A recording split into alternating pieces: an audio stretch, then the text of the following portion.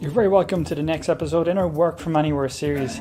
Today we're going to be talking all about digital nomad families, a topic really close to my heart. Who we'll be speaking to is Christopher Thompson, Kate Schiffman and Andreas Wilgerdes. Very excited about today's episode, and in 2 weeks time we've got the Anywhere Office of the Future with Dave Carnes, Tara Vastani and Kieran Delaney. So tune in 2 weeks time. For now, enjoy episode 12.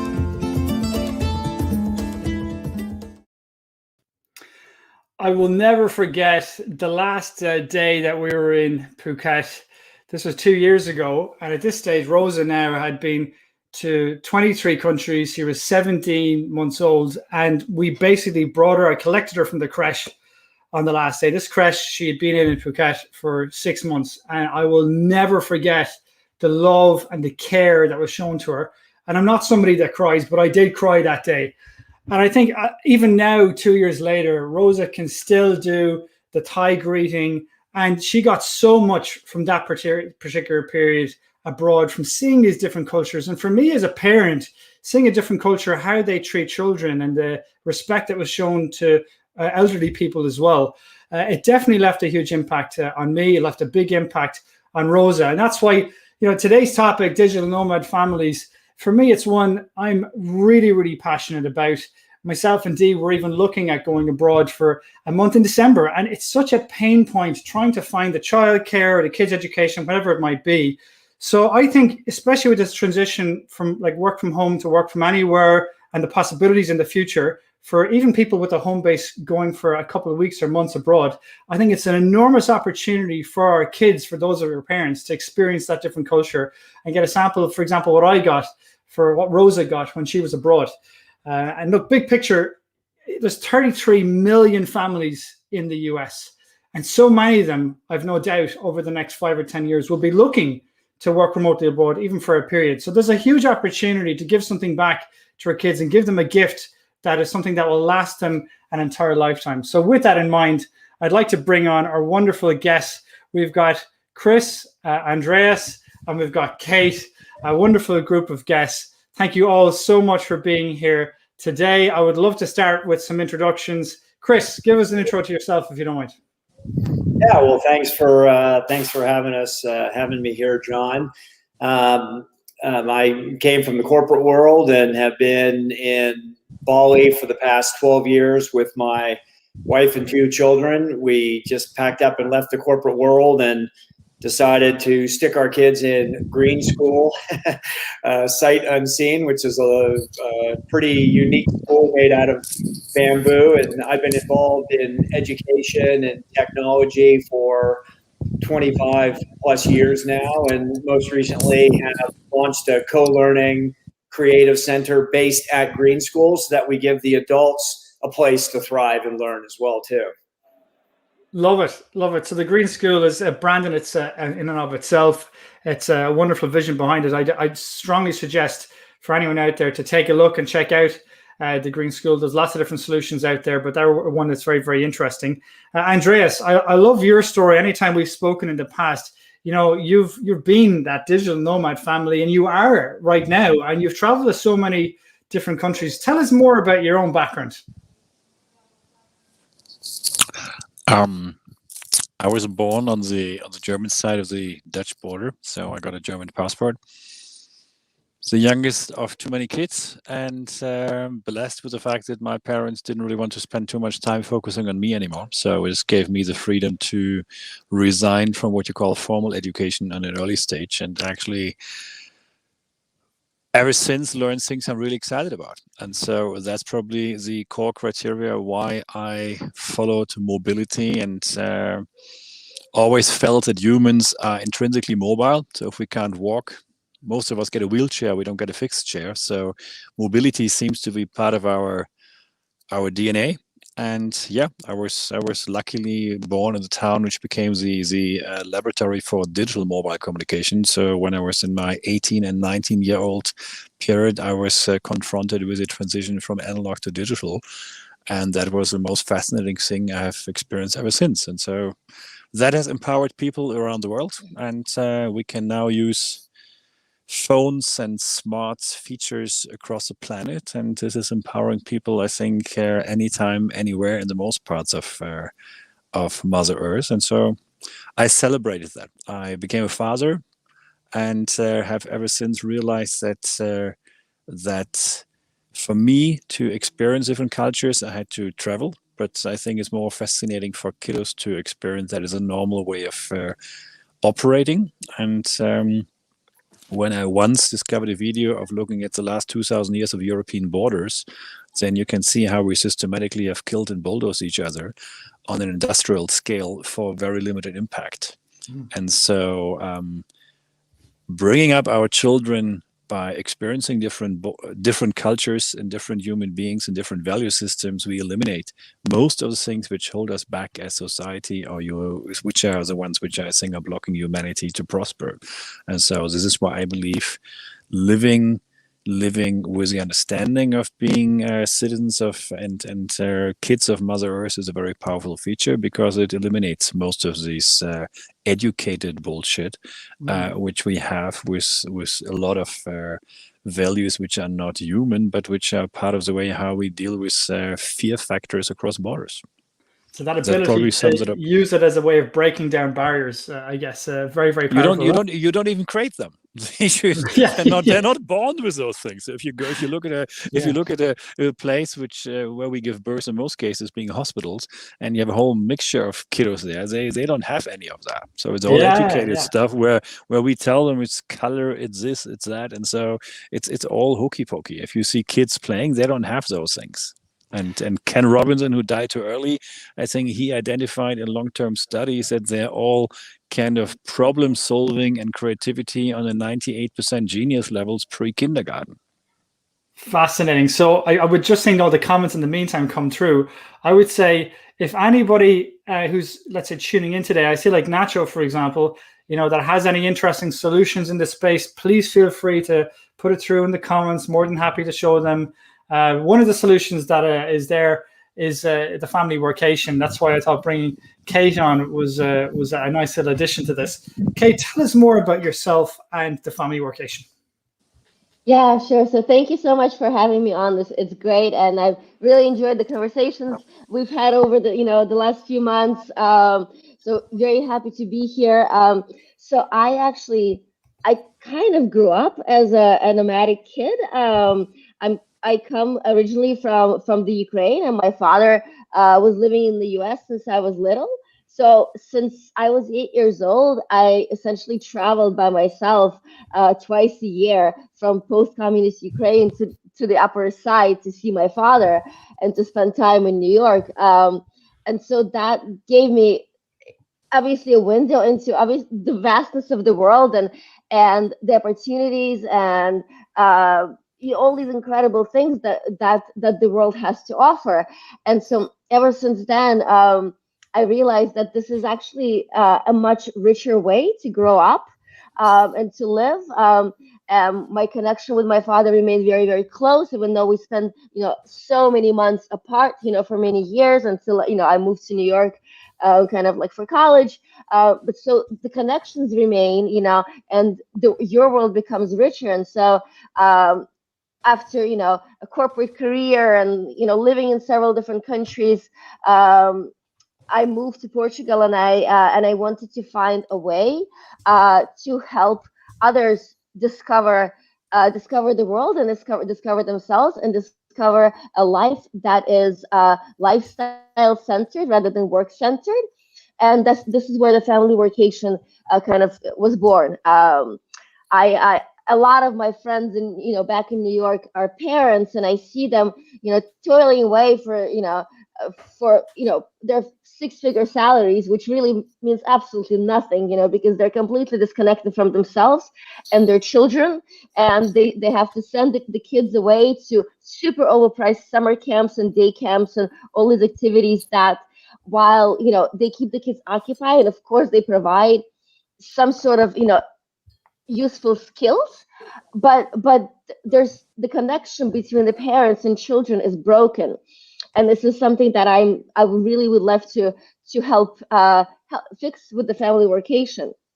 And so kind of moving on to, from that, what we're building is a program that allows families to try a location independent lifestyle. So as you were mentioning before, when we had the little chat, before we started the session, it's a mindset shift, but it's also it's quite daunting, just to shift your own life. But imagine with a family, it just takes so much to grasp all the complexities and then set up the structures, logistical structures to actually, embark on this path. So this is what we help with. We help with obviously accommodation and childcare and all of these things, but we also plug the families into the local community of expats and local families in the location. Because after all, this is not about walls; it's about people. There we go. You've hit the nail on the head. This is about people. I'm seeing some of the comments coming through there as well. One of the questions from Valerie, she had a good question about the Green School and the Bridge of Green School. I've shared the link to the Bridge of Green School, which is targeted at the parents, which is interesting, but the Green School itself is targeted at the kids. And then separately as well, I'm also showing as well I shared before as well the link to the familyworkation.com as well. I mean, if we take a step back for a second, I mean, this is exactly in many ways the challenges that how do we, what I love about the family workation is that it's integrated with the local community. It's yes, it's one location, but the concept of having a co-working or a co-living space with, like-minded people, digital nomad parents, as well as, good facilities and childcare and, schooling or whatever it might be for the kids, I think is very powerful because, the existing solutions nowadays are either you move to a country permanently and go with that kind of expat route, or alternatively, you go to, like, for example, a hotel where they've got like a kiddies play area for a couple of hours a day. That's just never going to work for any parents that will remote work abroad for a couple of months and have, let's say, that 9 to 5 that they need to work Monday to Thursday and Monday to Friday. So having that structured solution, be fascinating to see how that emerges. But I think taking a kind of a more helicopter step back, I think this pandemic has fundamentally shifted, how we see work, how we value work, and how we see work-life balance. So I'd be interested, Chris, in your thoughts on this. How do you see that?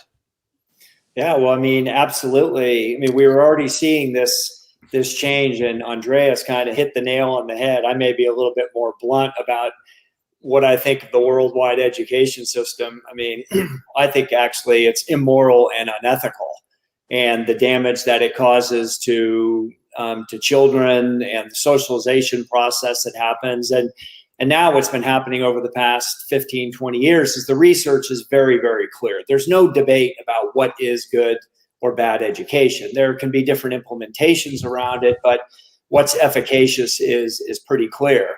And so we that was already happening before COVID, and then COVID happens, and you have people around the world they're paying $50,000 per kid for their kids to be in these schools, and it goes online. And the school just takes exactly the same format and sticks the kids in front of the computer for 8 hours and just has them sitting there. And the parents are all, I mean, what in God's name is happening here? So then they start to explore and look for different options, looking at Udacity, Coursera, Udemy, Khan Academy, like finding little groups to be going out and spending time out in nature, doing some of their own programs on their own. And they're really starting to understand that they can provide a better experience to the kids than what they're getting in the education system. And so now they're starting to explore some of these things. Some people are keeping their kids out of school. Many people are looking to go around the world, be a digital nomad, explore some of these different things. So I actually think, while the shutdown has been tragic, right, and what's happened, but it has really, I think there can be some real benefits that come out of this in the learning world. I like that, the benefits and using the challenging last 2 years that we had as a window of opportunity to explore new ways of thinking about this, new ways of schooling. And on that, some good questions coming through here.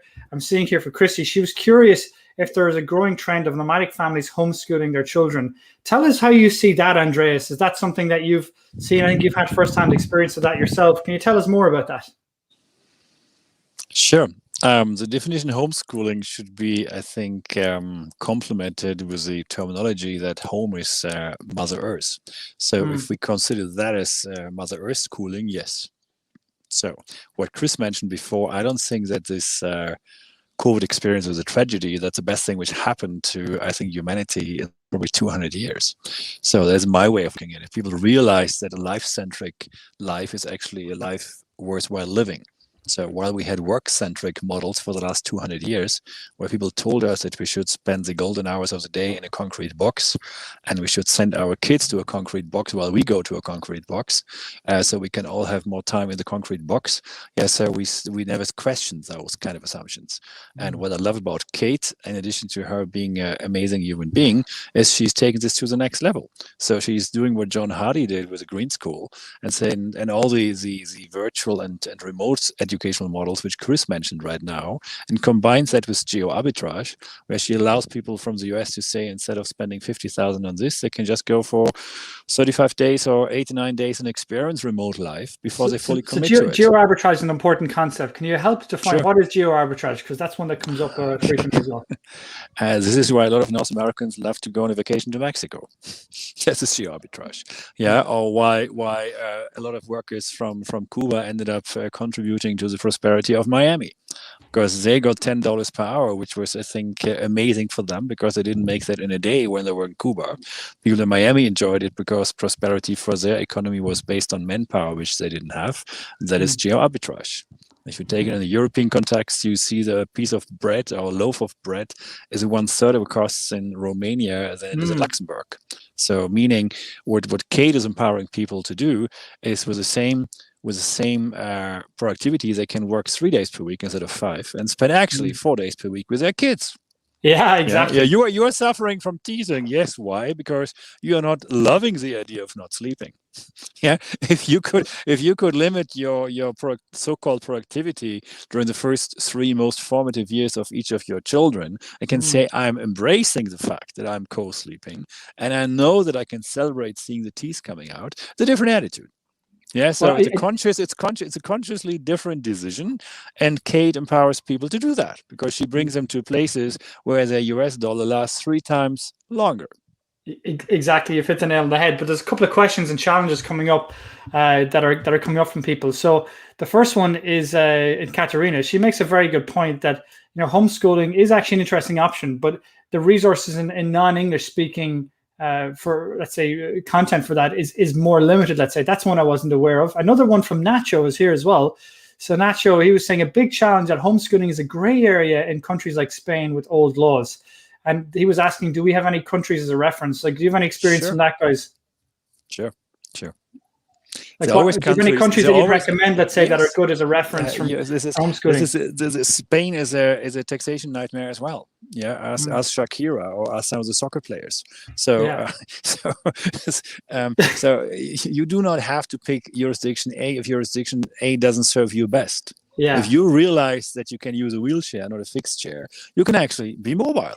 So you don't have to be in jurisdiction A if it's not really functioning well for what you have in mind. Why don't you go with the kiddos where your kiddos are celebrated, where restaurants love kiddos, where you can take your kiddos everywhere, they don't disappear. The cars drive slowly. They don't try to drive the kids off the street. Yeah, no, I can tell you, my 8-year-old told me, Papa, people are so nice here. And you know what? I can walk around, I can cycle, I'm not scared. Yeah, so in other places where the car drivers get a kick out of having a handicapped Formula One ambition, yeah, and get a kick out of taking the kids off the road, you know what? Nice, but you don't have to be there. You can now wait until they change their driving habit, or you just change location. They'll change location. But coming back to that, I think that is an important point that people are aware of for the parents here that are looking at it. Essentially, you've got 2 major options. You can either put your kids into some sort of an education system or education place that is in one physical location, like a school, for example, or you can look at let's say homeschooling, for example, is also an option. But there are laws in certain jurisdictions, certain countries that make it a bit trickier to do that. So whatever you're doing, come back to Andreas' point. But you have this research the location from different angles perspective. Yes, but we can. The beautiful thing is we can. So Yes. if you want to have a European, if you want to keep a Euro roaming contract on your mobile phone, you don't need UK subscription because it doesn't work anymore. Because they love their Brexit, they love to cut themselves off, and now they don't have any truck drivers anymore.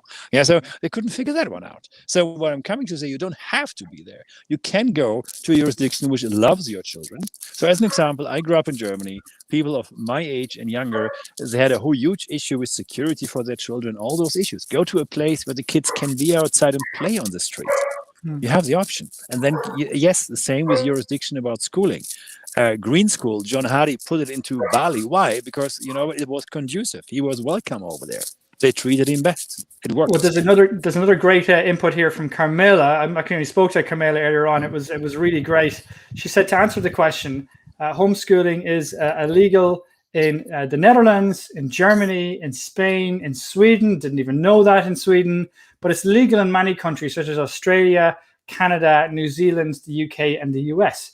So just even thinking about that, if you're going remote working abroad and you want to do homeschooling because it offers you the flexibility, great. But, you know, consider these aspects to it. Coming back to then Kate, one of the questions coming up here, Kate, then as well. What is the Workation approach, you know, for learning and kids in terms of education and schooling and whatnot? Yeah, so actually, building a little bit on your previous point, some of the online schools, for example, like Galileo, are actually have partnerships with charter schools, like actually, you know, fully matriculated charter schools. So that there is an option if your kid is enrolled in a program like Galileo to actually have them, you know, officially in school, which would satisfy the requirements of those countries. I know that the school that Galileo is partnering with, they are accredited in the UK. So obviously, it's not as valuable as it was as it once was, but I'm sure, you know, I'm sure there are options like that. And so, kind of like segueing to the family workation. So for the retreats that we had in Portugal, this was for younger kids, and this was also in the summer. So we actually partnered with a summer camp that would come, you know, the facilitators would come to the villa and, you know, spend time with the kids during the week. And then they would take for one day a week, they would take the kids to the camp to actually do like all the activities from like canoeing, rappelling, like all the summer stuff. So that's kind of the vacation option. And then the actual schooling option is we're looking at partnering up with schools like the Green School and Galileo and VAP Kid and different structures, and then setting up the same way we're setting up a room for parents to do their co-working. We will have the same room. You know, so kids of similar ages that are enrolled in the same program. So for example, you know, there's 5 kids that are Galileo students. They can be in the same room, you know, together going through their classes. So we're kind of like looking at this model, and obviously each location will be a little bit different because in some locations you will have actually like local schooling options or local kindergarten.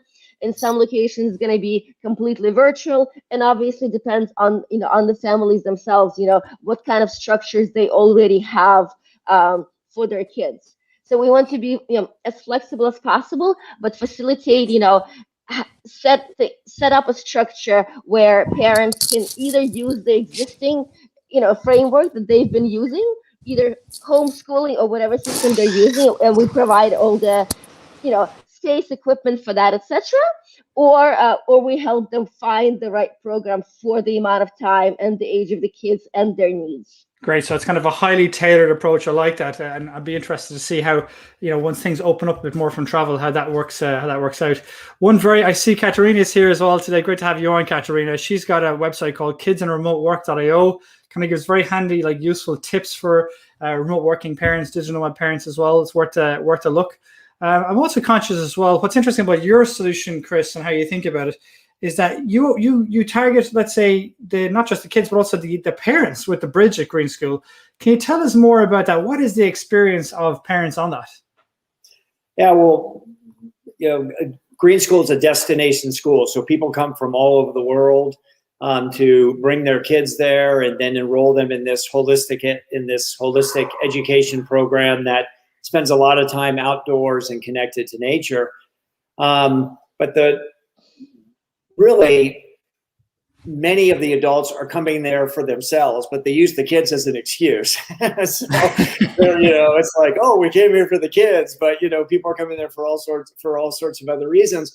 And so what we have always wanted is to create a space where parents are able to take off their parent hat and put on their adult hat.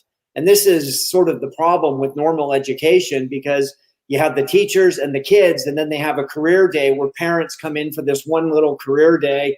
And the parents are not a part of this triangle of education. And the parents are this wealth of information. I mean, we have some green school parents on the call today who are just the most remarkable people. And so we want them to be able to come there to be part of this learning, to add value to what's happening at the school side, being mentors to the kids, but also for them to be able to pursue what they want to do. So while Green School was trying to do some of the things that Andreas is talking about, of like not having kids in boxes, we have no walls, we don't have air conditioners, we're trying to have kids get in touch with themselves, not just focus on the intellect, but the spiritual aspects of what they're doing, so that when they go out in the world, they're not messed up. What the Bridge is trying to do, the co-learning center that we have there for adults, that is trying to get adults to reconnect back to who they are and value align with what they want to be doing with their lives. So many people come in and they start a new business, or they begin a new skill set, or they just learn some new things. So we're really trying to have this balance of addressing kind of the adult parent community as well as the youth community. I mean, to be fair, I mean, as a parent, you've got a couple of kids, it can be very difficult just to find that balance and kind of connect yourself to the ground and, get that balance between your mind, body, heart, and soul. So going back to it, it seems to be a lot of that very purpose-driven, finding your why, finding your purpose. I really like that approach, Chris. One of the things that jumped out as well, Andreas, is, you can see in a world where you can just as easily, companies can now hire from literally anywhere in the world. So in that world, the kind of ability to have cultural intelligence and an empathy of understanding how other cultures work and they operate. I mean, how do you find, as a digital nomad, as a parent, but for your kids, living and learning in different cultures? Tell us about that experience and the impact on the kids. It's the most natural thing on the planet. And you realize that you meet more people who actually want to have children and have children, because the majority of the people I know have children and they do not know exactly why. So this is more a societal issue, that they are told that they should have kiddos and they don't really know consciously why. And the way how we designed the current life model in the work-centric manner disconnects the parents from the children as best as they can. Yeah, including telling fathers and mothers that they all have to have minimum one career. So that is actually a contradiction in terms from my perspective. So there are more and more people who want to have children and who realize that there actually is a wonderful learning curve for them and for the kids. And often the kids learn by far more when they are surrounded by people of all ages, multiple cultures, and exposed to people who are really passionate to empower the kids in all matters they are really interested in. And you know what? A few side issues. Yeah. Countries where people say it's illegal to do homeschooling, if there's a circus in that country, there's always an exception from the rule, because all the circus kids are mobile and have mobile schooling options. So I love this. But we had that discussion before, John. We had been on calls where people told it's all illegal, and I give them 15 ideas, and they say, "Oops, they might actually work." So homeschooling hack here from Andreas. Listen in. No, it's not a hack. It's not a hack. But it's the same thing how people thought mobile phones are something amazing 30 years ago. So it's all functioning. It's all practical. And Kate mentioned the Galileo people. Yeah, Galileo is nice, but you know what? The state of Florida created a virtual school in 1999. So they created actually the Florida Virtual School. And they created a global virtual school as part of Florida. So if you want to have US degrees, do it with them. They have a track record of over 20 years. So it has been around in places which embraced the fact of creating an upside of a not fixed schedule on a daily basis, empowering kids to pursue careers in tennis, golf, any kind of sport, what Florida is famous for, and avoiding traffic jams. So they have been doing this since over 20 years. What is the one at the circus? Can you tell us about that one? Because that was a really great story. I was fascinated by this one.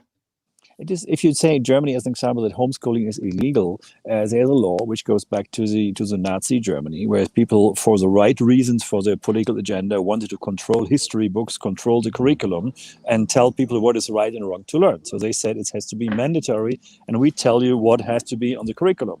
This was Nazi Germany, and the laws still apply in 2021. So the only exemptions from that are, as an example, if you're a circus family, so if you're mobile, or if you're in film production, so you are intrinsically mobile, and then yes, obviously, you are sidelined from the mandatory model, and you can do that. You can do this in many ways. The same how you can, as I always say, you should go to the places which treat you best. I created my first family home base in Malta, and then a few following later. Why? Because kids are celebrated over there. You can go to restaurants and they love the kids to run around. Try this in Munich, they don't find it funny. The most restaurants, they already get a nervous reaction when you come in with kiddos. They don't like it. Yeah. So, and why would I go there? I don't get a kick out of it. The kids don't like it, and they don't learn anything. So I found the same in Thailand. Like in Thailand, they'd literally take Rosa, I'd pick her up, and just go and play with her for the whole dinner. I mean, I could just never do that in Ireland or the UK, or it's just our culture is a difference. Yep. It's also how you look at it. This is what Kate does. Kate finds places where kids are celebrated, where Geo Arbitrage works, and you can check it all out for months or 3 and actually learn all about it. That's powerful. And I'm bringing that onto Kate. Kate, what for you was the biggest surprise for parents, who remote work abroad with kids for the first time? So for the first time, parents remote working abroad, what's the biggest surprise they run into?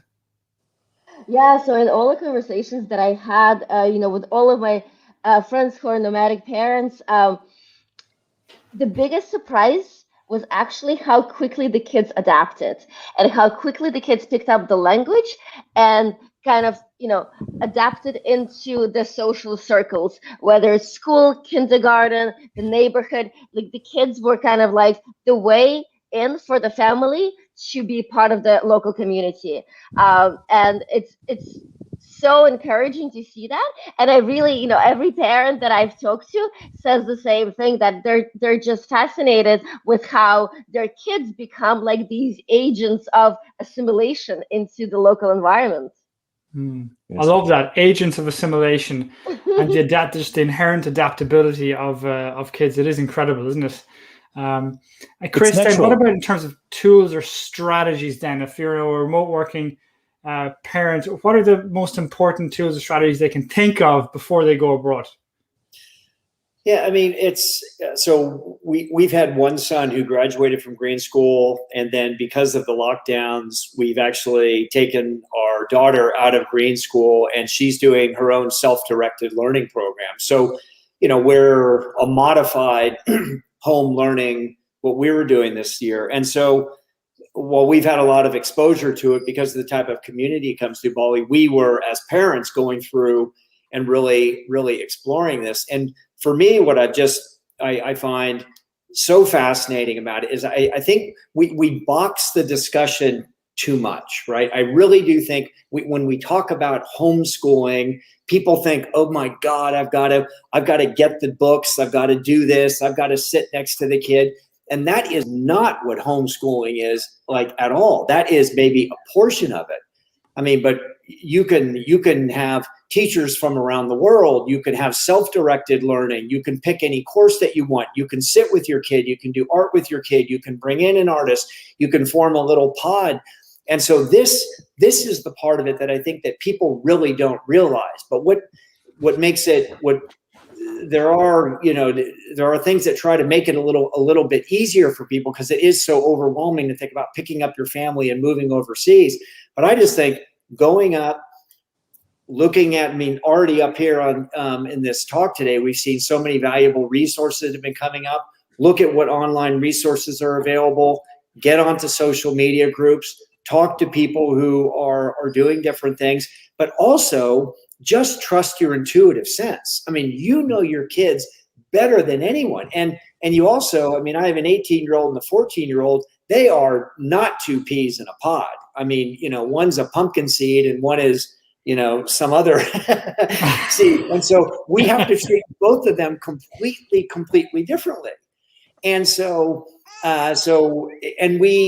we do trust our kids. Like we trust them to be able to manage this and to do some of the things on their own. So like our daughter, she went and signed up for a first year, she's 14, a first year financial investment course at Yale University. And she's been going that and kind of going through that. And so, you know, I think there's so many tools that are available, John, but you can just go out there, start exploring, shape something that works for you, put some of the pieces together, and go find an interesting place that you want to be. And that may not be traveling 10,000 miles around the world. It literally could just be going over to the next state, or just taking time out from your own area and just sort of doing a staycation or something in your own home. So, you know, I really just encourage people to kind of let go of these old paradigms and just be open to any sort of learning, and your children will thrive in that environment. Let go of those old paradigms. I mean, if that's that captures the spirit in many ways of what we're trying to explore here. I mean, that's so powerful, Chris, the way you position that, because in my head I was thinking, oh well, homeschooling is for me sitting in front of trying to teach 3 kids, you know, 9 to 5. But that's not it. That's absolutely not it. You talk about pods, you talk about the tools, your self-directed learning. It changes your mindset as to how you approach it. It makes it actually much more accessible, which I love. I'm curious as well, you know, thinking about the logistics of, sorry, Kate, do you want to jump in as well? No, I was saying hello to Magnus. Oh, sorry. Yeah. So then, Andreas, looking at like this from the logistics perspective, like what's nice is you've lived in so many different countries. How have you found the logistics, like for example, the tax, the legal side? What advice would you have for parents who want to work abroad on that, be it for a short or a long period of time? Any advice? I think I would first sign up with Kate and try it out for 35 days. That's what I would do. Yeah. Because it's better to get wet and get in the pool before you actually decide to become a professional swimmer and swim in the ocean. That's what I would do. And because it's a paradigm shift, which actually many people will not be able to handle. Because I experienced too many people who are 25 and older who are kind of mentally already kind of passed out.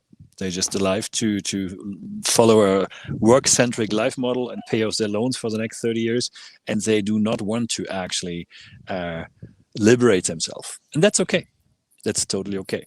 I just believe there are a few million who want to figure it out, and this is the ones who actually will make a major quantum shift. So this will create the next empowered generation of humans, empowered humans who create a life-centric model, which will be fascinating and inspiring for many, many other generations to follow. And that's okay. Yeah, so that's my view.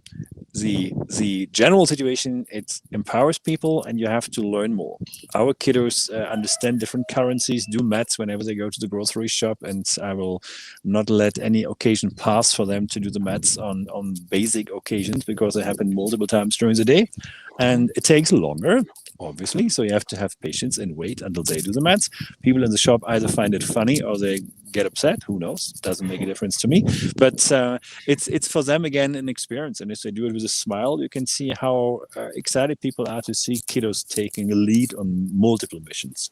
Being in restaurants, being in grocery shops, wherever you go. Being it while you travel. And they can do it. They can find the gate. Yeah, they can find the gate. They can learn how to call the taxi. Yeah, they can do those things. And this is super empowering. Yeah, because I know a lot of adult people who kind of get nervous when they have to anticipate which kind of sockets and plugs work in which country. But then how did you find it then logistically from like a visa and tax and legal perspective? How did you pick which country to go to, let's say? And what are the I believe in simplicity. And you know what? We don't have the freedom which the dolphins and the birds have, because they just cross multiple countries every spring and every autumn, and they don't care. They don't get vaccinated. They don't care about any kind of paranoia features. They don't care about nationalities.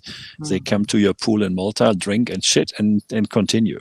Yeah, so they don't ask for immigration status. So we as humans have to follow certain methods, and this is why checking what is simple, where do basics work, where is a submarine cable which allows you to have enough capacity so your mobile and your laptop are actually a positive experience. Yeah, where do those things work? Where is health insurance simple? And then last but not least, where is Geo Arbitrage powerful, so that parents don't have to be stressed out about money, which are too many I know who are stressed out about it all the time, and that's no fun. Then you lose the charm of teasing nights and experiences as such. Fascinating. So go on to that Geo places Arbitrage where you thing, can take your nanny, where you find support, because that makes a huge difference. Yeah, we lived for hundreds of years in villages which raise children. Now we have virtual villages by connecting to like-minded people locally. That's powerful. Yeah, why did John Hardy pick Bali? Because it's simple. It was simple at that time. So things that come out that I've seen people talk about, for example, different digital nomad parents talk about, for example, the D7 visa in Portugal has come up quite frequently. Yes. Also Bulgaria as well, Malta. You're getting on very well there as well. A lot depends on if you have passive or passive income or not. For example, if you've got crypto or stock assets, whatever it might be, but making sure you pick the right country that manages it from a tax and legal and visa perspective. And also, for example, if you're looking at homeschooling, looking at those legal aspects of that as well, which is fascinating. So looking at the totality of it, kind of taking a holistic approach to it. But I'm curious to kind of come back to helicopter view then again, Kate, taking all that in consideration. Come back to the start of, the episode when I gave the introduction, 33 million families in the US alone. What percentage of families, do you think are going to be going for remote work abroad, be it for a few weeks or, a few months or longer than that? Do you have a sense of, your own gut instinct, what percentage you think it'd be? So maybe not quantifying percentages, but in the many interviews that I've had with people kind of in person, and polls and just informal conversations, the trends that are emerging are there are a couple of kind of major groups that I would say. One group is, city parents who are happy where they are. They're able to work remotely, and the pandemic kind of brought on the idea of like, hey, maybe we could go do what we're doing, but actually be in a nicer place and beautiful place and experience the world together. We are not going to move. We're not going to change our life fundamentally, but we can go for a couple of weeks to a month. And that's sort of the workation model. And I would say this is, for a lot of people, this is the extent to which they're willing to go in general, and they're not looking to do more. And for some, this is a stepping stone. And then the other kind of like part of the population, this is a much smaller part, admittedly, is parents who probably have been thinking about unleashing themselves, from the system, let's say, and the pandemic kind of concretized the ways and the whys, and made the decision process easier. And these are the people who are actively looking to embark on this lifestyle. But I would say the workation segment is definitely larger. Yeah, fascinating. Yeah, and maybe tapping into that then, Chris and Andreas, what kind of profiles of digital nomad parents are you seeing? You've got digital nomads, then you've got location independent people, corporate nomads, people that have a full-time corporate job, like just going abroad, like get the workation aspect of it, digital nomads, people that are staying at home. I mean, what kind of profiles are you guys seeing in the market, or ones to watch out in the world, let's say? Yeah, I left the U.S. 30 years ago, and I've lived all over the world, and Canada and Europe, and been in Asia for the past 20 years. So I have been in the very classic expat corporate world of Singapore, where nobody moves to Singapore on their own volition. They are picked up and moved there by their company, or there's an opportunity. And then I'm in a place like Bali, where people willingly and wantingly pick up their lives and come here, from backpackers to classic digital nomads. And there's many co-working spaces here, and I've run other co-working spaces here, to families that are picking up their lives and just wanting to do something for a year. But to me, the common thing with all of them is, except for the corporate expat, I think you have to put that one to the side, is the value alignment, and people just removing these limiting beliefs of what they can and they can't do. And I am just a big believer in the idea that life is short, right? I mean, we think that 82 years is a long time to be able to be you know, and it is and it isn't. And so when I talk to people, they're like, you know, they always ask the same thing. Oh, should I do this? And I'm like, my simple answer is always yes, do it. Like, because if you do it and you don't like it, you can always go back. If you don't do it, then you're always going to have that question, right? Now, it isn't for everybody. I do get that, but you know, going out into the world and having these experiences like Andreas is talking about, and what Kate affords to people, I mean, I just think it's absolutely priceless, and it is something that cannot be provided for in a classic education system. So, yeah, I just say go do it, you know, and I think you're going to see a lot more people that are wanting to do these things just to be more value aligned. Yeah, of course, no, 100%. This has been such an inspiring talk. I've gotten so many ideas from it. If any of the guests, if any of the panelists, if any questions for the panelists, any of the audience would like to ask, please go ahead as we kind of come close to wrapping up. But I mean, if you look at it, we are at this, you know, inflection point when it comes to remote work. But if you think back at this whole digital nomad, you know, this lifestyle, the deregulation of the airline industries kicked in, you know, in the US and Europe and in around you know, the 80s and 90s, and all of a sudden in the 90s, late 90s, it made travel, you know, international travel as well, much more affordable. And so, you know, in the early 2000s, the 90s and early 2000s, you had all of a sudden this kind of a class of emerging, as people emerging of digital nomads, these young digital nomads traveling, exploring the world. But now, you know, we're now in 2021, and you know, a lot of them are now digital nomad parents. And so I think it will become an emerging trend, emerging need that's going to become more and more needed, and more people are going to be coming open to exploring it.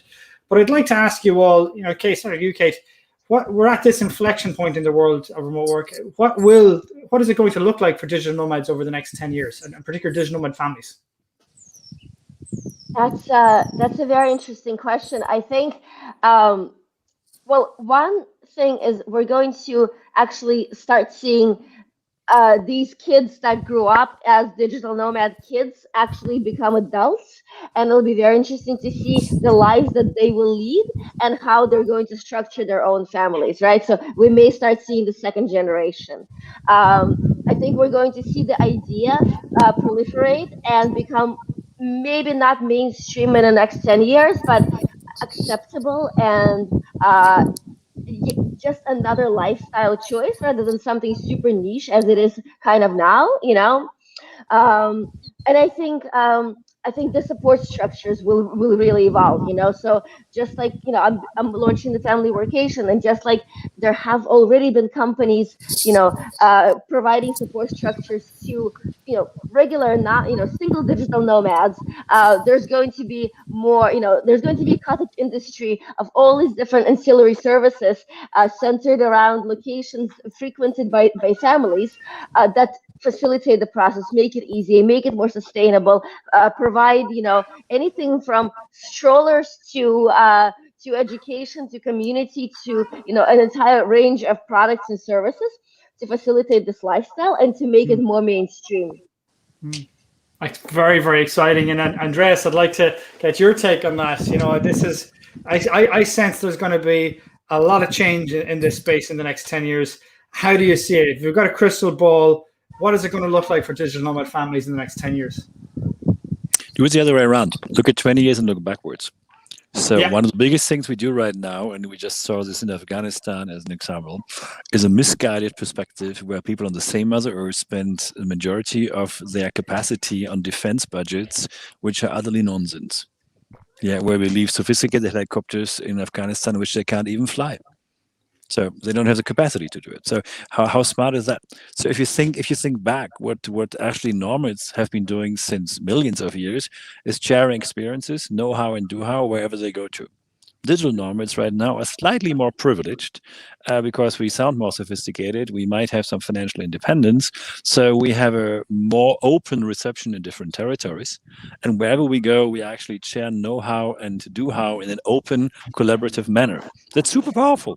That's super powerful. People will be not, if you look back, my parents, there was a generation where people were said, oh, there are people coming from Turkey or they're coming from Greece. How exciting was that? Or my mother saw the German soccer team and said, ooh, those surnames, they can't be German, right? So all of this will disappear. The fear factor will disappear.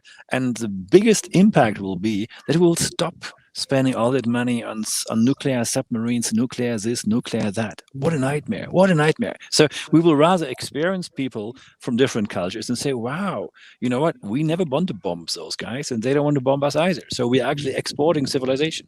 So we as humanity, on a digitalized manner, fraud will disappear to a very high degree. Yeah, we see this now with what we call, sadly enough, cryptocurrencies. We should call them digital currencies because there shouldn't be anything cryptic about it. But those things will make Mother Earth by far more efficient. We don't need the money on immigration and visas and all these complicated things because people believe Chris, John, or Kate don't want to leave the country ever. So are they an asset if they come into our country? Yes or no? How do we check that? So these things will fade. Digital nomads will have something like a credit rating, which we are familiar with from the US. So if you have traveled and worked as a digital nomad, in the future, it doesn't matter what your home or birth passport is. You will have a credit rating / digital nomad rating where every country will say, we love you to come. Because we know that you talk to locals, you have a positive impact, please come. So there will be a change. This will be a change situation on global scale, changing the way how we operate. I love that. It's a powerful perspective, Andreas. And, I think back in a recent episode that we had Gonzalo Hall, he talked about the success of, you see Startup Madeira and some of these communities, digital nomad communities emerging. And what makes them work is when they're really connected with the local community. They're not separate. And I think that's a philosophy you see coming through the likes of, for example, the Bali School as well. Deep connection with the local community, that's going to be critical. If this is turned into some, this business, where you've got a P&L and it's all about separating the digital nomads and a separate segment of the market and not integrating with the local community, that's just not going to work. That's absolutely not going to work. So I love the perspective that you shared around that, Andreas.